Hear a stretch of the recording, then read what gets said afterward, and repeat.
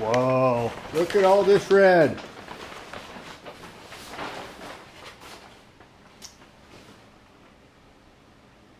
Little bit more to do, a little bit more to paint, but I think we're ready to start bolting some parts back together. It's not going to be just a straight bolt on because we've got some other work to do. Got to build a new gasket for our steering gear before we bolt that on. And before we get too out of control, get out of my paint booth. It didn't really work that well either. I was trying to keep overspray off of everything out in the garage. Yeah, it didn't work that great. Anyway, back to the point. We've got to finish fixing the brakes. So I want to finish the brakes before I get too much stuff bolted on here. And I want to go ahead and I'm not even sure where to start. Where do I want to start? Let's go look at the brakes. Oof, duh. Well, I pulled a little far forward today with the minivan. All right, let's see what we have here.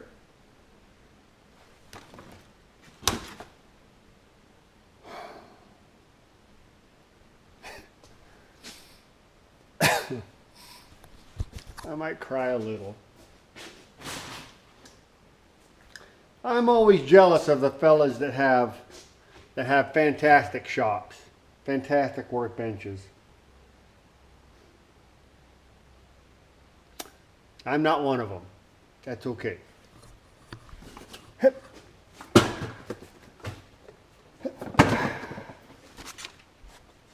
Well, need to remember where this is. Don't let me forget. So, here's what we got. What is this for? Oh.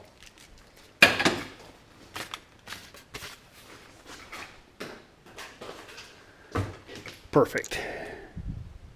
I don't even know it. Well, okay. This bearing race has to be driven out so that I can replace the seals in here. I ordered new seals. I also have new brake disc liner. This one's not in horrible shape, except for, you know, that it's fully saturated with oil. So I'll replace that. Clean that part up. And somewhere in here, this box right here, I think, is the new brake actuator. Let's take a look. Let's see what we got going on. So when it comes to these brakes and these brake housings, where we have our bearing racing going through, you have the shaft coming through here that the brakes are actually going to act against, right? So that, and then that shaft is what's going to stop that specific axle.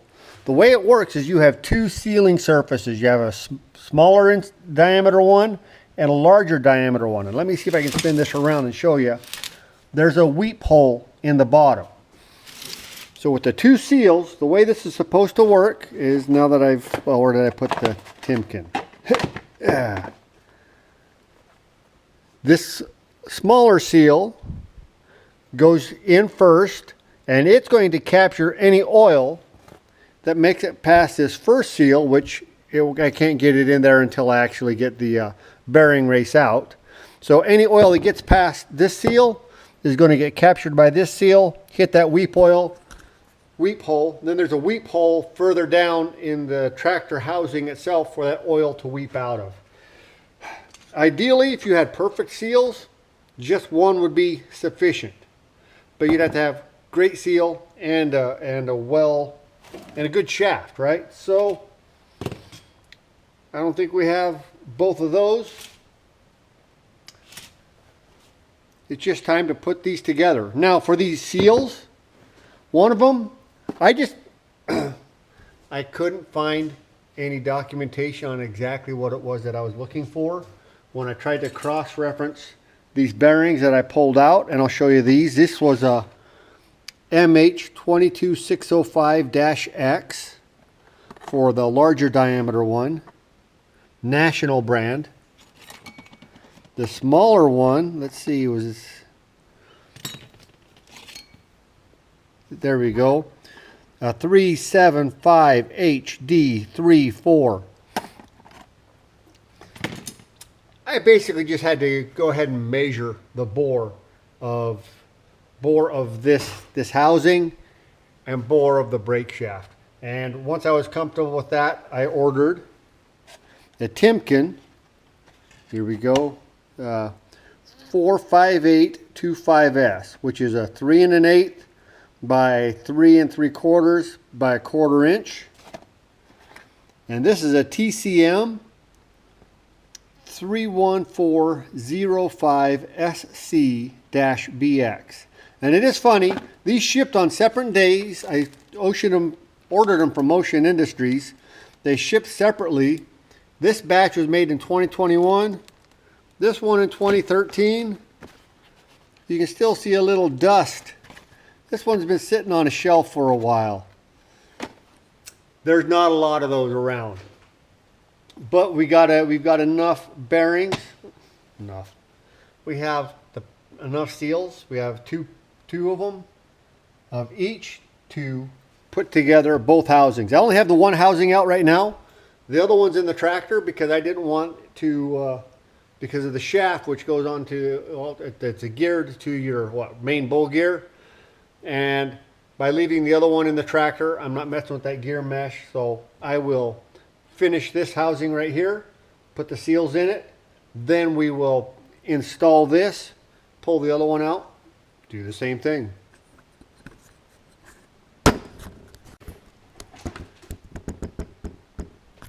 Let's finish driving this bearing race out.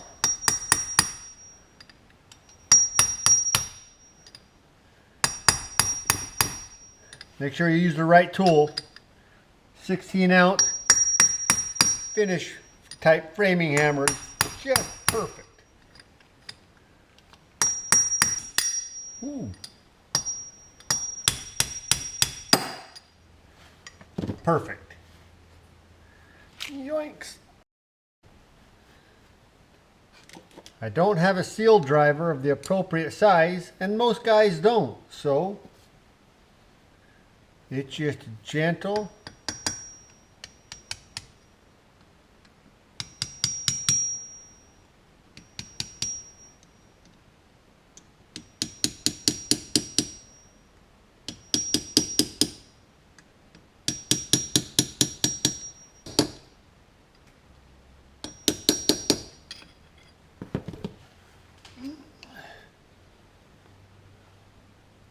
Looks well seated all the way around.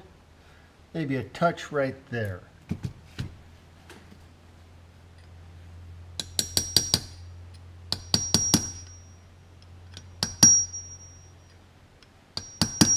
I'm happy with that. I did no damage to the sealing surface. Now, for this seal, the original was in that orientation. Well, that's wrong, right?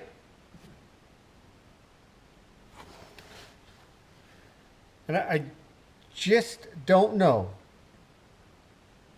I want to put it in this orientation, the proper way to put a seal in to keep the oil inside. So you know what, gentlemen, that's what I'm doing.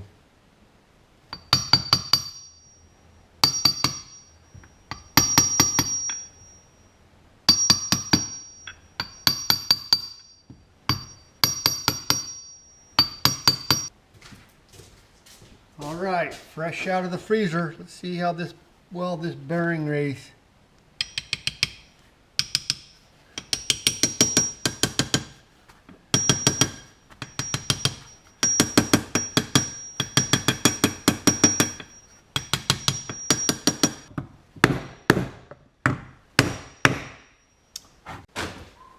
Now, I don't have a press or a shop press to be able to press this race in.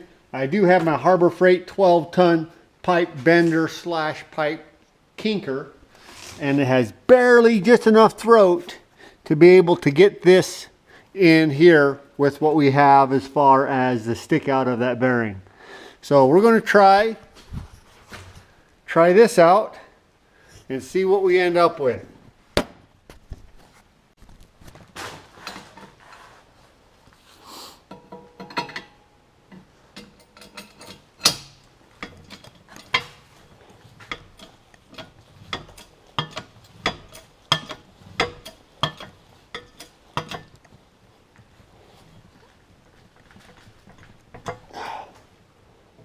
I think that we're in pretty good shape there.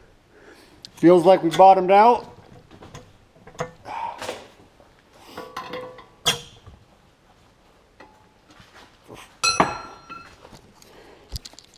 Let's go reinstall. We'll tighten this up. Move on to the brake discs.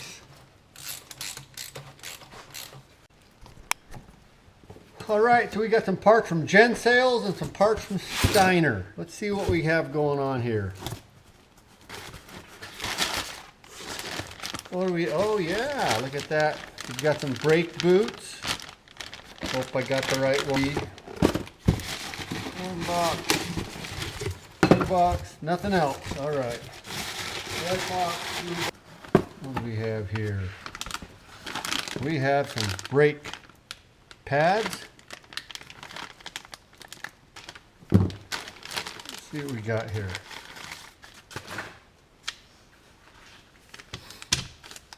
Got the rivets. And I don't have the riveting tool for that. We'll have to do something. We have the brake pads, which are, well, you should be able to see that we've worn all of these down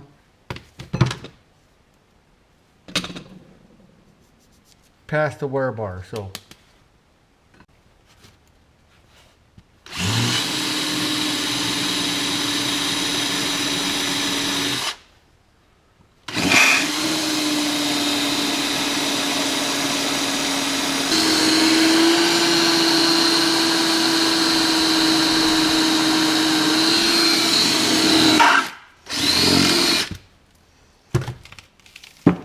what a mess.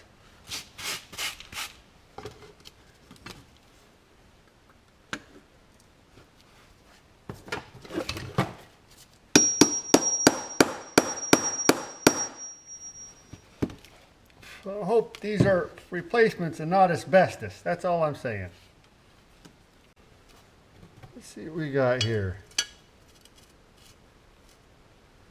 Yep. Holes line up.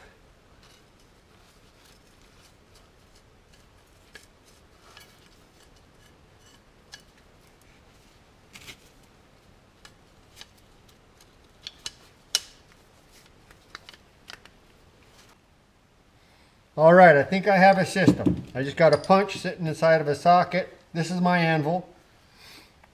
I used a drill. After I got a couple of rivets in, I went through and I just cleaned up each of these holes because none of them were perfectly aligned. And I was having trouble getting the rivets through there. Okay, so here's the system. Push a rivet through, put it on the anvil. Just a couple of whacks to start the rivet from swelling over. Start it swelling over. Flip it over. And it's a 2 punch.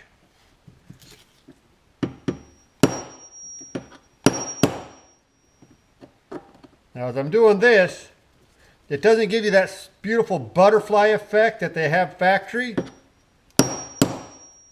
But I'm reasonably confident. I'm a little bit offset, kilter there. There we go. That this will hold throughout the life of this rivet. And so that's going to hold these brake discs on. All right. This one came together quite a bit better than the first time. A little practice. We will put these in. All right.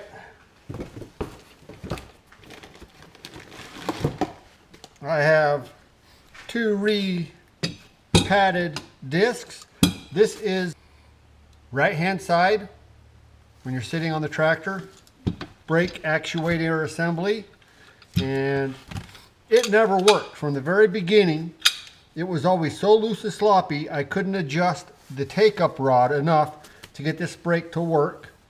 I didn't try that hard either, and you can see there's serious gouging on there. So there's some tricks to that, right? So you can go with a larger size ball in here. I didn't measure this. This might already be the larger size, but a larger size ball so that when you pull that, you get more engagement. So I could get this machine down, put in the larger ball, and that would probably work. Or you can call up the good folks at Gencell, and for not a whole lot of money, they'll send you a new one. That's what I elected to do in this situation. I'll save this other actuator assembly as a spare. That other actuator was already, well, the springs were there, but the springs could not hold it together because of how worn it was. This one has nice new springs, nice and tight. And let's see, I believe they go, duh. Well, that's the way it should be. So we'll get a brake. We'll get a brake disc on each one of these things. Let's see, one on each side. One side goes up against the tractor housing that we just put in here, and on the it depends on which side you put it on, but on the left-hand side, there's just a single plate that will bolt on over that. Well, let's just go over there and do it. All right, brake housing. This gets the fancy pants. I'll put the best one on the inside. Okay, I think I got it the right orientation. It's just a little bit snug.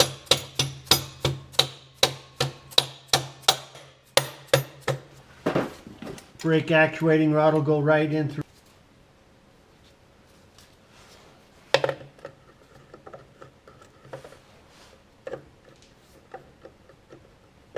Oh, come on.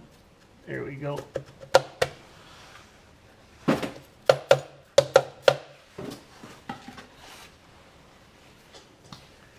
And this beauty bolts on like so.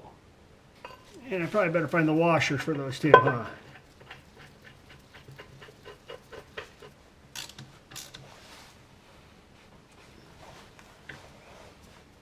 Now you'll see these bolts, most of them aren't well painted. And that's because there's no real point to it. I just threw some color on there to start with. They're all going to need touched up after you put a socket on there.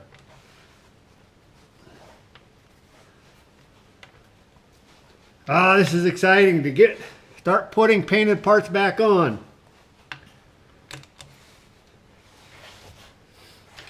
All right, we'll keep going.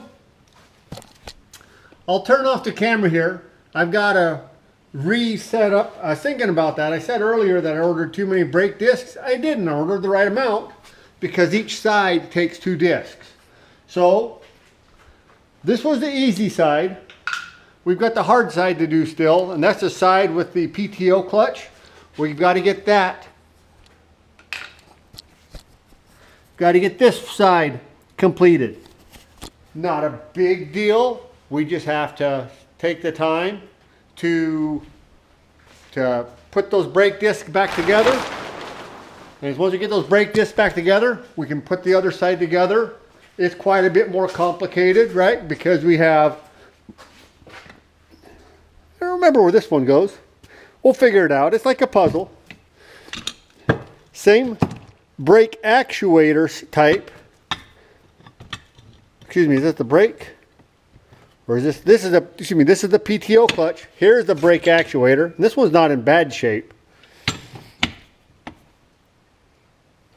And of course two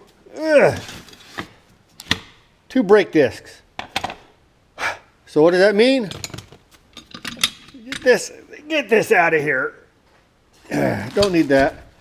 And then the PTO clutch.